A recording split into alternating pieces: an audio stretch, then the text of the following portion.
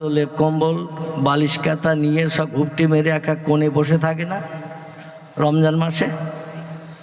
রমজানের শেষ দশক 21 থেকে নিয়ে 30 পর্যন্ত এই শেষ দশকে মানুষ এতেকাফে নিয়ত করে বসে।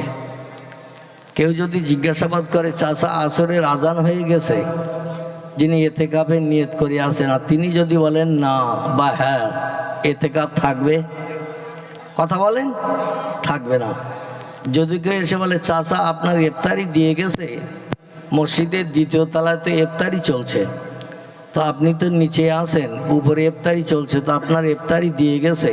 আর চাচা যদি বলে এখনো কেউ দিয়ে যায়নি, হয়তো পরে দিয়ে যাবে, এতেকাফ থাকবে, কথা বলেন। এতেকাফে নিয়ত করলে যতদিন পর্যন্ত এতেকাফে থাকবে ততদিন পর্যন্ত দুনিয়াদারির কোনো কথা বলা যাবে না। আর কথা বললেই এতেকাফ ভঙ্গ হয়ে যাবে। এখন আপনারা বলদার মানুষ, পার্শ্ববর্তী এলাকার মানুষ যারা এসেছেন, বাড়ি থেকে এতেকাফে নিয়ত করে এসেছেন, তাহলে মোটামুটি এতেকাফে নিয়ত করেননি নাকি? আর এতেকাফের মাসও তো এখনো আসেনি, ঠিক কি না? এই যে মাস শুরু হয়েছে, এই মাসটির নাম হলো জমাদিউস সানি মাস। কি মাস বললাম?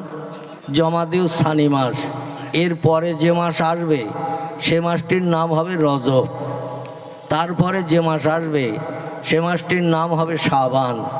তারপরে যে মাস আসবে সেই মাসে এতেকাফের গন্ধ পাওয়া যাবে, ঠিক কি না?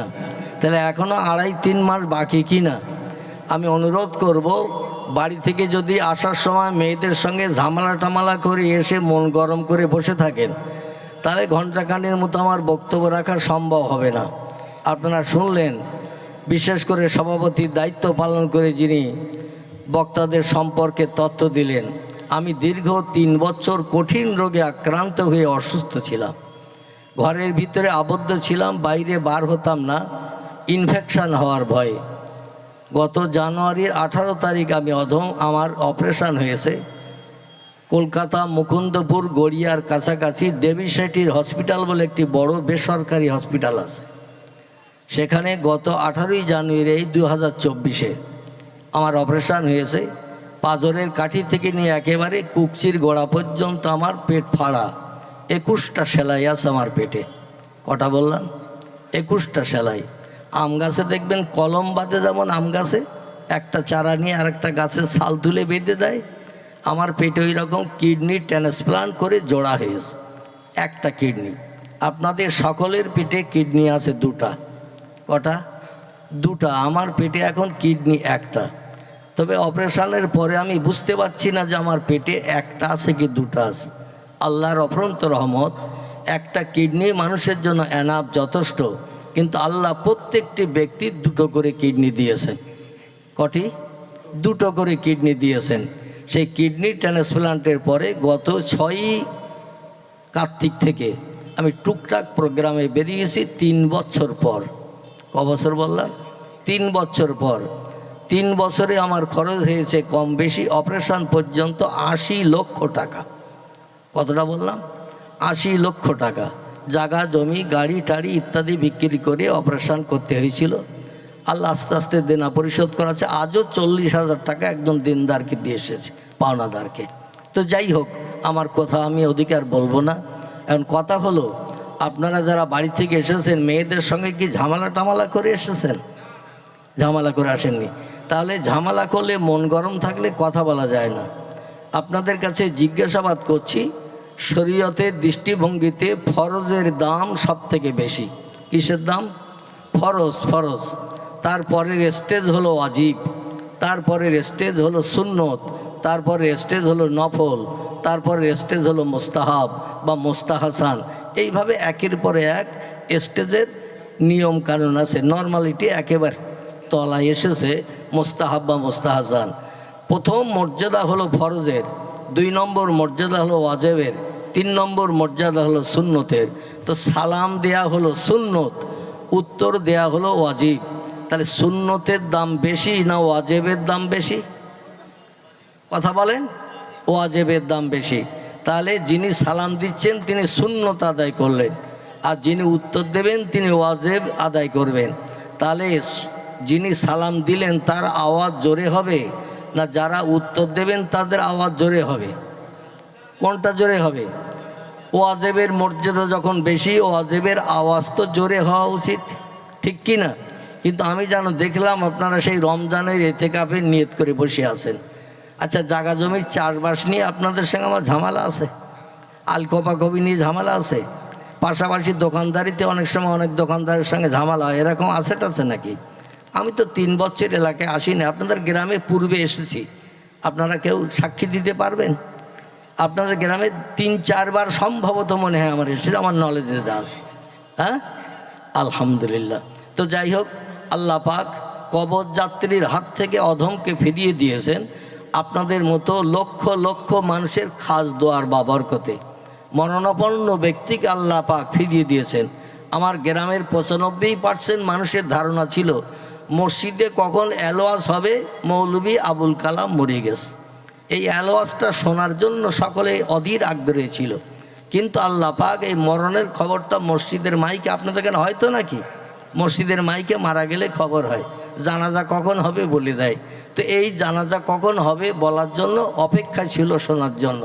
কিন্তু আল্লাহ পাক আসলে তকদিরে রেখেছেন এখনও জানাজার খবর মসজিদের মাইকে হবে না, তকদিরে রেখেছেন। যার কারণে আল্লাহ পাক কঠিন রোগ থেকে 3 বছর অসুস্থ থাকার পর একদিন বাদ একদিন আমার বাড়ি থেকে কলকাতা ওই মুকুন্দপুর হসপিটালে আমাকে যেতে হতো, একদিন বাদ একদিন ডায়ালিসিস করতে, সপ্তাহে 3 দিন। কদিন বললাম? 3 দিন ডায়ালিসিস করতে যেতে গেছে 2.5 বছর কাল। তারপরও আল্লাহ অধমকে কবর যাত্রী বানান নাই, আল্লাহ আবার ফিরিয়ে দিয়েছেন এই স্টেজে আপনাদের সঙ্গে 4 চক্ষের মিলন ঘটাতে। সকলে বলুন আমিন, একটু জোরে বলুন আমিন। তাহলে আমি একটু ওয়াজিবের মর্যাদা সুন্নতের থেকে যখন দাম বেশি, আমি সেই মর্যাদাটার আওয়াজ আপনাদের কাছ থেকে, আপনাদের কণ্ঠ থেকে শুনতে চাইছি। আবার একটু সালামের বিনিময় করব।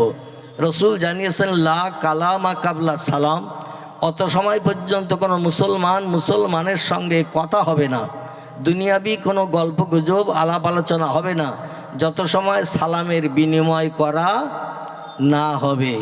এই জন্য আমি বক্তৃতার প্রারম্ভে একটু সালামের বিনিময় করলাম, কিন্তু দেখলাম আপনাদের মনের ভিতরে রাগ রাগ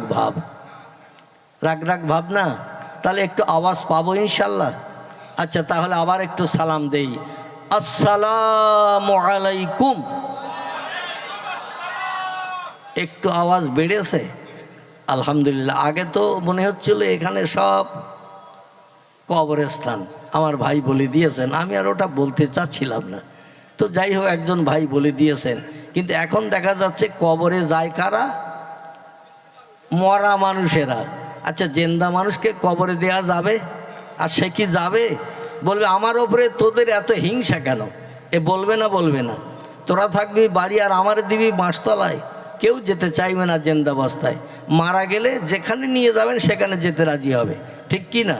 কেন কথা বলতে চাইবে না? তো কবরস্থানের ভাবটা একটু পরিবর্তন করে আমরা একটু আল্লাহর পয়গম্বর মোহাম্মদ রসুল্লাহর আদর্শের অনুসারী হয়ে যেন কবরে যেতে পারি, আল্লাহ তৌফিক যেন আমাদের দান করেন। সকলে বলুন আমিন। যারা আশেপাশে দাঁড়িয়ে আছেন সকলের কাছে অনুরোধ রাখবো, কর্তৃপক্ষরা সুন্দর বসার জায়গা করেছেন, আর আল্লাহ পাক কোরআনই জানিয়েছেন বিসমিল্লাহির রহমানির রহিম, ফায়জা কোরে আল কোরআনু ফাস্তামিউ লাহু ওয়ানসিতু লাআল্লাকুম তুরহামুন। জোরে বলুন একটু আল্লাহু আকবার, আর একটু চিল্লায়ে বলুন আল্লাহু আকবার। আল্লাহর নামের আওয়াজ দিতে কার কার আপত্তি আছে একটু হাত তুলে দেখান তো দেখি। আপত্তি আছে কার কার? মন কিন্তু বাড়ির হাঁড়ির ভিতরে থাকলে ওয়াজ কিন্তু ওই রকম হবে। আমি বলবো জ্যোতি বোস, আপনারা শুনবেন তক্ত ঘোষ। আমি যদি বলি নেতাজি, আপনারা শুনবেন পেঁয়াজি। এজন্য মনটা এখানে রাখতে হবে, বাড়ির হাঁড়িতে রাখলে হবে না, খোকার মার দিকে মন রাখলে হবে না। আমার কথা শেষ না হওয়ার আগে হাত তুললে কিন্তু বিপদে পড়বেন। সাধারণ মানুষ ঠাট্টা বিদ্রুপ করবে, উপহাস করবে। এই জন্য কথাটা শুনিয়ে বুঝে উত্তর দেবেন। 2-1 জনের ভুল হয়ে গেলে ইনশাল্লাহ সংশোধন হবে, কারণ মানুষ কথা বললেই ভুল হয়, কাজ করলেই ভুল হয়, ঠিক না ভুল? যে লোকটা কাজ করে না তার কোনো কাজের ভুল পাওয়া যাবে? যে লোকটা কথা বলে না তার কথার ভুল খুঁজে পাওয়া যাবে? কথাই বলেনি তো কথার ভিতরে ভুল পাবেন কোথায়? এই জন্য আমি ঘণ্টাখানেক মতো কথা বলবো। আমার কথার ভিতরে যদি কোনো ভুল ভ্রান্তি হয়ে যায় আপনারা সঙ্গে সঙ্গে ধরে দেবেন, সংশোধন করে নেব। আর আপনারাও প্রত্যুত্তর দিতে যে যদি ভুল হয় ইনশাল্লাহ আমি অধম চেষ্টা করব ভুল সংশোধনের। সকলে বলুন আমিন। আল্লাহ বলছেন, যেখানে আমার আসমানি কেতাব লৌহে মাহফুজে সংরক্ষিত কেতাব, যার পবিত্র নাম হলো কোরআন শরীফ, এ কোরআন যেখানে তেলাওয়াত হবে, একটু আগে তেলাওয়াত হলো না? কি হলো না? হলো না? কোরআন হলো পৃথিবীতে যত ধর্মগ্রন্থ আছে সব ধর্মগ্রন্থের উপরে মর্যাদা না নিচে মর্যাদা কোরআনের? কোরআনের মর্যাদা উপরে। কারণ পৃথিবীতে যত ধর্মগ্রন্থ আছে কারো নাম বেদ, কারো নাম পুরাণ, কারো নাম গীতা, কারো নাম ভগবত, কারো নাম রামায়ণ, কারো নাম মহাভারত, কারো নাম জিন্দাবাস্তা, কারো নাম গ্রন্থ সাহেব, কারো নাম মনুসংহিতা, কারো নাম উপনিষদ, কারো নাম তৌরিদ, কারো নাম জব্বুর, কারো নাম ইঞ্জিল। এভাবে যত ধর্মগ্রন্থ আছে সব ধর্মগ্রন্থের উপরে আছে কোন ধর্মগ্রন্থ? আল কোরআন, যেটি এখন তেলাওয়াত হলো। আপনারা শুনে খুশি হলেন না খুশি হলেন? পৃথিবীতে যত ধর্মগ্রন্থ আছে অধিকাংশ ধর্মগ্রন্থের রূপ পরিবর্তন হয়েছে। অধিকাংশ ধর্মগ্রন্থের ভিতরে ভুল সত্য সব রকম তত্ত্ব পরিবেশিত আছে। কারণ তৌরিত, ইঞ্জিল, জব্বুর তিনটি আসমানি কেতাব, কিন্তু বর্তমানে আসমানি যে কেতাব আল্লাহ পাঠিয়েছিলেন এখন কিন্তু সেই কেতাব আর নাই। মানুষ তার ভিতরে নিজেদের মগজ ধলাই করা কথা ঢুকিয়ে দিয়েছেন, যার কারণে সেগুলা সত্য কেতাব হিসাবে বিবেচিত নাই। কিন্তু কোরআনের আবির্ভাব হয়েছে পৃথিবীতে 1450 বছর আগে। কত বললাম? 1450 বছর আগে কোরআনের আগমন আসমান থেকে পৃথিবীতে এসেছে পয়গম্বর মোহাম্মদ রসুল্লাহর কাছে জিবরিল আমিন মারফত। দেখতে দেখতে 1450 বছর হয়ে গেছে। কোরআনের একটা কথা অসত্য এরকম তত্ত্ব কেউ দিতে পেরেছে? কোরআনের কথা মিথ্যা ভুল এরকম তত্ত্ব কেউ দিতে পেরেছে? আচ্ছা, কিয়ামত পর্যন্ত পারবে? পারবে না। পৃথিবীর মানুষের জ্ঞান হলো সীমিত জ্ঞান, কোরআনের মালিকের জ্ঞান হলো অসীম জ্ঞান, যার জ্ঞানের সঙ্গে পাল্লা দিয়ে কোনো ব্যক্তি কিয়ামত পর্যন্ত জয়ী হতে পারবে না। এই জন্য আল্লাহর কোরআনের একটা ভুলও কেউ বার করতে পারবে না। সেই কোরআনে আল্লাহ বলছেন, ফায়েজা কুরে আল কোরআন, যেখানে আমার আসমানি ভাষা কোরআন তেলাওয়াত হয়, কোরআনের আলোচনা হয়, ফাস্তা মেগু লাহু, একাগ্র চিত্রে মনোনিবেশ সহকারে তোমরা কোরআনের আলোচনা শ্রবণ করতে থাকো। কারণ যা কিছু আলোচনা হবে ইট ইজ ট্রু ফ্যাক্ট, কোরআনের সব কথাগুলো সত্য। যালিকাল কিতাবুল লা রাইবা ফি, আমার কোরআনের ভিতরে ভুল তো দূরে থাক, কোনো সন্দেহমূলক কথা লেখা নাই। জোরে বলুন একটু সুবহানাল্লাহ। আর আমার কোরআনে সত্যবাণী সত্য কথা মানুষ একাগ্র চিত্রে মনোনিবেশ সহকারে যদি তোমরা শ্রবণ করতে পারো, লাআল্লাকুম তুরহামুন, আমার আসমানি রহমত তাদের উপর বর্ষণ করা হবে, তাদের উপর আসমানি দয়া করুণা নাজিল করা হবে। জোরে বলুন সুবহানাল্লাহ। আচ্ছা, যত ধর্মগ্রন্থ কোরআন ছাড়া আছে, কোনো ধর্মগ্রন্থ পাঠ করলে আল্লাহর রহমত পাওয়া যাবে? কথা বলেন।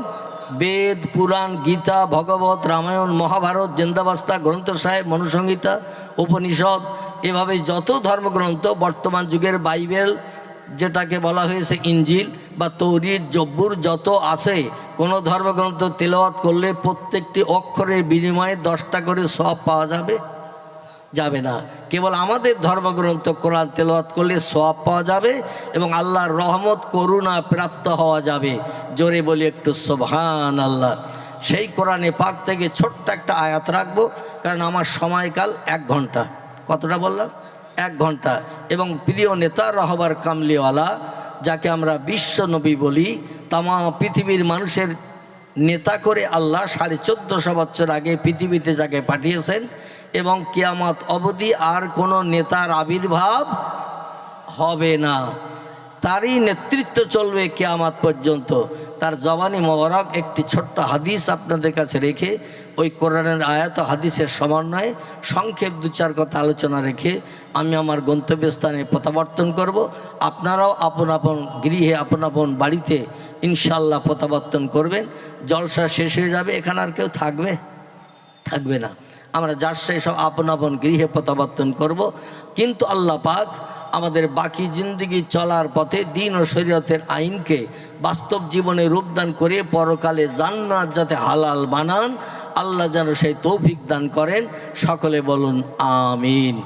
একটু জোরে বলুন আমিন। আলহামদুলিল্লাহ আলহামদুলিল্লাহিল্লাযী হাদানা লিহাযা ওমা কুন্না লাউলা আন হাদানাল্লাহ ওয়া আশহাদু আল্লা ইলাহা ইল্লাল্লাহু ওয়াহদাহু লা শারীকা লাহু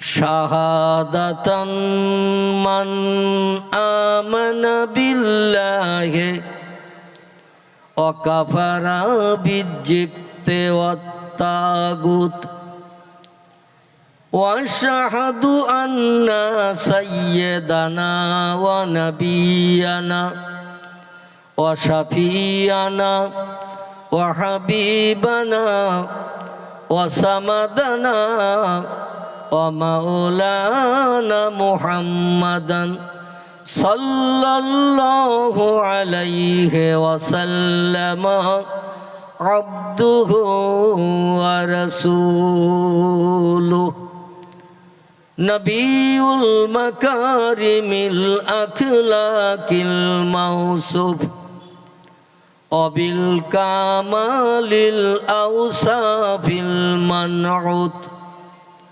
ফাকাদ ক্বালাল্লাহু তাআলা ফি কালামিহিল মাজিদ ওয়া ফিল ফুরকানিহিল হামিদ আউযু বিল্লাহি মিনাশ শাইতানির রাজিম বিসমিল্লাহির রাহমানির রাহিম মান আমানা বিল্লাহি ওয়াল ইয়াউমিল আখির ওয়া আমিলা সালিহান ফালাহুম আজরুহুম ইনদা রাব্বিহিম ফালা খাউফুন আলাইহিম ওয়ালা হুম ইয়াহজানুন। সকলে প্রাণ খুলে উচ্চ রবে বলুন আল্লাহু আকবার। আর একটু গলা ছেড়ে বলুন আল্লাহু আকবার। আল্লাহ কোরআন পাকের সূরা ৩ ভিতরে তত্ত্ব কোট করে বলছেন লাকাদ খলাকনাল ইনসানা ফি আহসানি তাকবীম। আল্লাহ বলছেন যত সৃষ্টি তোমরা চোখে দেখতে পাও, পৃথিবীতে যত সৃষ্টি চোখে দেখতে পাও না, সমস্ত সৃষ্টির ভিতরে আমি মনুষ্য জাতিকে সেরা করে শ্রেষ্ঠ করে বানিয়ে পৃথিবীতে পাঠিয়েছি। জোরে বলুন সুবহানাল্লাহ। তাহলে বাঘ, ভাল্লুক, হাতি, সিংহ, গন্ডার, ইঁদুর, কুকুর, বিড়াল, সাপ, বিচ্ছু, ব্যাঙ, মাছি, মশা, পিপিলিকা, কীট পতঙ্গ, ওরা কি আমাদের মতো আল্লাহ বলতে পারে? কথা বলেন পারে? তাহলে আল্লাহ এই শব্দটা উচ্চারণ ভালোভাবে করতে পারে কারা? সৃষ্টির সেরা শ্রেষ্ঠ জীব, তারা হলো মানুষ। কোরআনের সূরা ৩ আল্লাহ মানুষের মর্যাদা সব সৃষ্টির থেকে সেরা করে দিয়েছেন, এটাই কোরআনে তত্ত্ব কোট করেছেন। আল্লাহর কোরআনের কথা সত্য না মিথ্যা? একটু জোরে বলেন, সত্য না মিথ্যা? তাহলে চিনি খেতে কি গালে ব্যথা? আমাদের ফুরফুরা শরীফের ছোট হুজুর পীর কেবলা রহমতুল্লাহ আলাইহি স্টেজে উঠে যখন শ্রোতাদের মুখের আওয়াজ পেতেন না, তখন তিনি এই মন্তব্য করতেন, যার নাম ছিল জুলফিকার আলী সিদ্দিকী অল কোরাইশি। দাদা হুজুর কেবলার কলিজার টুকরা ছোট সাহেবজাদা। ছোট হুজুরকে দেখেছেন আপনারা? অনেকে বয়স্ক মানুষ কি দেখেছেন না দেখেননি? অনেকে বয়স্ক মানুষ দেখেছেন। তার নাম ছিল জুলফিকার আলী সিদ্দিকী অল কোরাইশি, দাদা হুজুর কেবলার ছোট সাহেবজাদা। তিনি ওয়াজে যখন শ্রোতাদের কণ্ঠের আওয়াজ পেতেন না, তখন বলতেন, চিনি খেতে আবার গালে ব্যথা? চিনি দেখালে মানুষের খাওয়ার ইচ্ছা হয় না? হয় না? মিষ্টি জিনিস তো আল্লাহর নামের আওয়াজ তুলতে কি ওই রকম গালে ব্যথাটা তো আছে নাকি? সেই খোদার কসম, আল্লাহু আকবার ধ্বনি যদি জীবনে একটাবার আপনি পাঠ করে কবরে যান, সেই খোদার কসম লা শাক্কা ফিহে, আপনার জন্য একদিন না একদিন জান্নাত হালাল হয়ে যাবে। জোরে বলা যাবে না সুবহানাল্লাহ? তো সেই আল্লাহর পবিত্র সত্যবাণী কোরআনের একটি আয়াত, সেন্টেন্স, বাক্য আপনাদের কাছে রেখেছি। আল্লাহর বাণী, যার ভিতরে শস্য দানা পরিমাণ শকসভা সন্দেহ নাই, মিথ্যা নাই, ভুল নাই। এই জন্য আল্লাহর বাণীর মর্যাদা রক্ষার্থে আর একটা বারকে একটু আল্লাহু আকবার বলা যাবে না? আলহামদুলিল্লাহ। وقال النبي صلى الله عليه وسلم أربع إذا كنا فيك فلا عليك ما فتاك منه حفظ الأمانة وصدق اللسان وعفة في تومة وحسن خليقة كما قال عليه الصلاة والسلام। চিল্লায় আর একটা বার বলুন আল্লাহু আকবার। আচ্ছা, কোরআনের কথা যদি সত্য হয়, নবীজির বাণী, নবীজির কথাগুলো সব মিথ্যা তো নাকি? তা নবীর কথাও পৃথিবীতে দুটি কিতাব চিরন্তন চির সত্য হিসাবে কিয়ামত পর্যন্ত বিবেচিত হয়ে থাকবে। দুটি কিতাব, একটির নাম হলো আল কোরআন, একটির নাম হলো আল হাদিস। কোরআন হলো আল্লাহর বাণী, হাদিস হলো পয়গম্বর মোহাম্মদ রাসূলুল্লাহর জবানি। ইংরেজিতে যারে বলা হয় দ্য সেইন্স অফ মোহাম্মদ সাল্লাল্লাহু আলাইহি সাল্লাম। বাংলায়কে বলা হয় নবীজির বাণী, নবীজির কথামালা। বিশ্ব নবী আজ থেকে 1450 বছর আগে মসজিদে নববীতে 5 ওয়াক্ত জামাতে ইমামতি করে নামাজ পড়িয়েছেন 10 বছর। কদিন বললাম? একটু কথার প্রত্যুত্তর দেবেন, তাহলে আমার কিছু দিতে সুবিধা হবে। আর যদি বলেন হুজুরে এখনও সেই খোকার মার ঝামেলার মন গরম কাটিনি, তাহলে আমার একা একাই কথা বলতে হবে। একটু উত্তর দিলে বুঝবো যে আপনাদের ঘুম ঢোল হলো ভাব লাগেনি, নেতাজি পেঁয়াজি হবে না, জ্যোতি বোস তক্তবোস হবে না। আর চুপ করে বসে বসে যদি শোনেন, তো আপনারা এখন শীতের প্রভাব পড়েছে না পড়েনি? কম বেশি শীতের প্রভাব পড়েছেন। চাদর, কম্বল, সোয়েটার, জ্যাকেট অধিকাংশ মানুষ আমরা এখন ব্যবহার করছি কিনা? কারণ অজ্ঞায়ণ মাসের শেষ লগ্ন, সম্ভবত আজ বোধহয় অজ্ঞায়ণের 27 তারিখ চলে গেল, ঠিক কি না? মানে বাংলা একটা প্রবাদ আছে, পৌষ মাস আর মাঘ মাস হলো ঋতুকালের শীতকাল, ঠিক কি না? ঋতুকাল যে 6টা ঋতু বলে গণনা করা হয়েছে 12 মাসে, শীতকালের ঋতু হলো পৌষ আর মাঘ। তো শীতকালের ঋতুর পৌষ মাস সামনে 2-3 দিন পরেই শুরু হবে কিনা? আচ্ছা, এইভাবে চুপ করে বসে বসে যদি শোনেন, তো শীতের প্রকোপ, ঠান্ডা, আপনারা তো হিমালয় পাহাড় হয়ে যাবেন। কি পাহাড় বললাম? হিমালয় পাহাড়। ঠান্ডা না গরম? ও ঠান্ডা, কারণ বরফে জমা। 4 কিলোমিটার দূরে কোনো মানুষ খালি গায়ে দাঁড়ে থাকলে ঘন্টা 3 পরে তার জন্য বাঁশ কাটতে হবে। কি কাটতে হবে? বাঁশ কাটতে হবে। আচ্ছা, বাঁশ কী জন্য কাটা হয়? কবর দিতে হবে। তাই মানে হিমালয় পাহাড়ের ঠান্ডায় আড়ষ্ট হয়ে কমপ্লিট হয়ে যাবে। এই জন্য আমি চাই না আপনারা চুপ করে বসে থেকে ঠান্ডায় আড়ষ্ট হন। এই জন্য মাঝে মাঝে বক্তা কথা বললে গা গরম হয়, আর আপনারা বসে বসে শুনলে তো বরফ মার্কা হয়ে যাবেন। এই জন্য মাঝে মাঝে একটু আল্লাহর নাম, পয়গম্বরের নামের আওয়াজ দেবেন, যাতে আপনাদেরও বক্তার মতো গা গরম হয়। রাজি আছেন তো নাকি? আলহামদুলিল্লাহ। পয়গম্বর মোহাম্মদুর রাসূলুল্লাহ, খুব ভালো করে শুনবেন, আমি লম্বা আলোচনা করব না, খুব সংক্ষেপ কিছু তথ্য আপনাদের ব্রেন মগজে ঢোকানোর চেষ্টা করব, যাতে আল্লাহ আগামীতে আমাদের জান্নাত হালাল বানানোর জন্য যথেষ্ট বানিয়ে দেয়। সকলে বলুন আমিন, জোরে বলুন আমিন। তো পয়গম্বর মোহাম্মদ রাসূলুল্লাহ 13 বছর মক্কা নগরীতে দিনের দাওয়াত দিয়েছিলেন। ক বছর? 13 বছর। যখন অত্যাচারে অতিষ্ঠ হয়ে গেলেন, সারা দেহ পাথরের গায়ে বসন্তের দাগের মতো সব দগদগে ঘা হয়ে গেল। পয়গম্বর যখন বিছানা সজ্জায় শায়িত হতেন, পাশ ফিরে পর্যন্ত শুতে পারতেন না। ঘায়ের দরদ ব্যথা এত দেহে, পয়গম্বরের দেহের ভিতরে অ্যাডজাস্ট হয়ে গিয়েছিল। মা আয়েশাতুল হুমায়রা বলেন, আল্লাহে লা শাক্কা ফিহে, আমি সেই খোদার কসম খেয়ে বলছি, পয়গম্বরের সারা দেহ পাথরের ক্ষত বিক্ষত ঘায়ে এত দরদ এত ব্যথা হয়ে গিয়েছিল, পয়গম্বর একটু পাশ ফিরিয়ে শুতে পারতো না। একদিকে এক পাশে শুয়ে থাকলে একটু দেখবেন ব্যথা হয় না, এক পাশে শুয়ে থাকলে একটু অস্বস্তি হয় না। মাঝে মাঝে আমরা নিজেরাও শরীর সুস্থ থাকলেও পাশ ফিরে শুই, ঠিক কি না? তো পয়গম্বর নিজে পাশ ফিরতে পারতেন না, এত দরদ এত ব্যথা। মায়েশা বলছেন, আমি আস্তে আস্তে আমার নরম হাত দুটা পয়গম্বরের পিঠের তলায় ঢুকিয়ে দিয়ে উঁচু করে পাশ ফিরিয়ে ফিরিয়ে শুইয়ে দিতাম।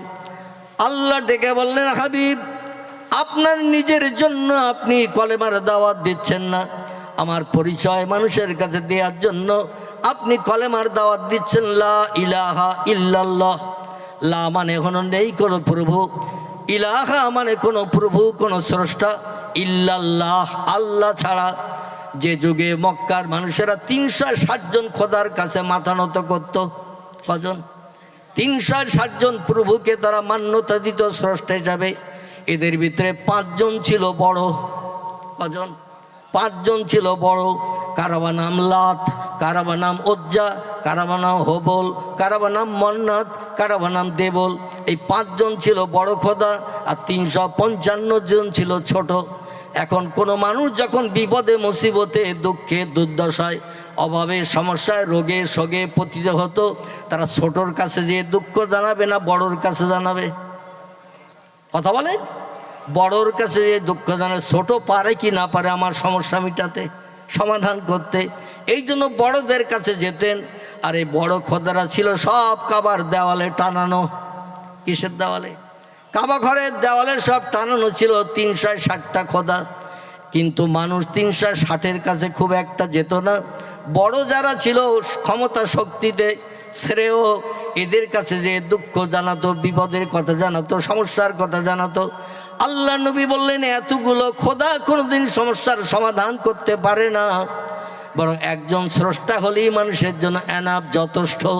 জোরে বলুন একটু সুবহানাল্লাহ। মতদ্বন্দ্ব বেঁধে গেল পয়গম্বর এক আল্লাহর কথা বলার কারণে। ওরা শেষে বলল, মোহাম্মদ, তোমার সঙ্গে আমরা দ্বন্দ্ব ফাসাদ করব না, তুমি আমাদের পাড়া প্রতিবাসী, কারবা তুমি ভাইপো হও। ও মোহাম্মদ, কারবা এমন করে তুমি চাচা হও, কেউ বা তোমার দাদা হয়, আমরা একই এলাকায় একই পাড়ায় একই জায়গায় বসবাস করি। দ্বন্দ্ব ফাসাদ না করে এক কাজ করি, তুমি আমাদের খোদাগুলোর সেজদা করো, আমরাও তোমার খোদার সেজদা করি, তাহলে কোনো ঝামেলা থাকবে না। কথাটা ভালো না খারাপ? কথা বল। দ্বন্দ্ব হবে না, ঝামেলা হবে না, মতদ্বন্দ্ব হবে না, অশান্তি হবে না, গালিগালাজ করব না, হাটখুড়ো বলবো না, নির্বংশে বলবো না, বাপকে গো বলবো না, মাকে গো বলবো না। আমরা তোমারে ভালো চোখে দেখবো, তোমার সঙ্গে রাস্তাঘাটে পথে আলাপ বিলাপ করবো, হাসি মুখে কথাবার্তা বলবো।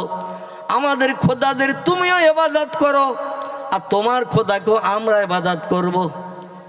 সাম্যের বিধান সৃষ্টির জন্য এমন কথা বলল মক্কার বড় বড় লিডার। কারবা নাম আবু জেহেল, কারবা নাম আবুল আহাব, কারবা নাম উমাইয়া বিন খলফ, কারবা নাম সুফিয়ান ইবনে খালিদ হারবি, কারবা নাম উতবা, কারবা নাম ওতাইবিয়া, কারবা নাম শোয়াইবিয়া, কারবা নাম একরমা, কারবা নাম আবু সুফিয়ান, কারবা নাম নাজ্জার।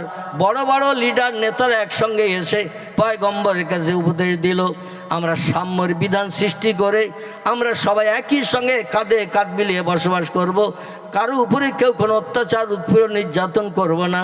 তুমি আমাদের পূর্বকে সেজদা করো, আমরা তোমার পূর্বকে সেজদা করব। কথাটা ভালো না খারাপ? কথা বলে। আমার একজন ভাই বলেছে খারাপ এই পাশ থেকে, আপনাদের অনেকের কণ্ঠ থেকে আওয়াজ শুনলাম কথাটা ভালো, কিন্তু আল্লাহ বলছেন কথাটা ভালো কি শোনো। বিসমিল্লাহির রহমানির রহিম, কুল ইয়া আইয়ুহাল কাফিরুন লা আ'বুদু মা তা'বুদুন ওয়ালা আনতুম আবিদুনা মা আ'বুদ ওয়ালা আনা আবিদুম মা আবাদতুম ওয়ালা আনতুম আবিদুনা মা আ'বুদ লাকুম দীনুকুম ওয়ালিয়া দীন। চিল্লাই বলুন আল্লাহু আকবার। আমরা বাহ্যিক চিন্তা ভাবনায় বর্তমান বিজ্ঞানী প্রযুক্তির যুগের জ্ঞানান্বিত হয়ে আমরা চিন্তা করলাম তথ্যটা ভালো, সাম্যের বিধান সৃষ্টি হবে, দ্বন্দ্ব ফাসাদ কারোর সঙ্গে কারো হবে না। কিন্তু আল্লাহ পাক বলছেন, হাবিব যে প্রস্তাব আপনার কাছে দিয়েছে প্রস্তাবটা আপনার মগজে হয়তো ভালো লাগতে পারে, কিন্তু আমি আল্লাহ আমার কাছে প্রস্তাবটা সঠিক নয়, প্রস্তাবটা হলো মিথ্যা, প্রস্তাবটা হলো পরকালে জাহান্নামের আগুনে পোড়ার পথ। জোরে বলুন একটু সুবহানাল্লাহ।